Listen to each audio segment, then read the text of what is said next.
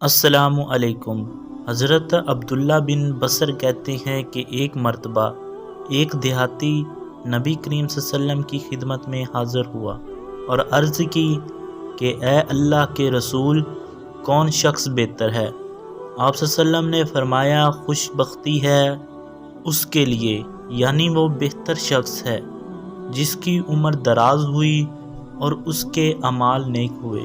اس دیہاتی نے عرض کی، یا رسول اللہ، کون سا عمل بہتر ہے؟ نبی کریم صلی اللہ علیہ وآلہ وسلم نے فرمایا کہ جب تم دنیا سے جدا ہو تو تمہاری زبان اللہ کے ذکر سے تر رہے، جس طرح زبان کی خشکی زبان کے رکنے کے لیے کنایا ہے، اسی طرح زبان کی تری زبان کی روانگی کے لیے کنایا ہے۔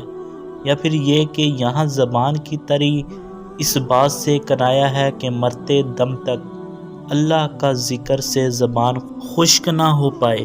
حضرت ابن عباس سے مروی ہے، رسول صلی اللہ علیہ وآلہ وسلم نے فرمایا، شیطان انسان کے دل سے چپکا رہتا ہے، جب کہ وہ دل سے اللہ کو یاد کرتا ہے شیطان پیچھے ہٹ جاتا ہے، اور جب وہ ذکر الہی سے غافل ہو جاتا ہے تو شیطان اس کو وسوسے ڈالنے شروع کر دیتا ہے۔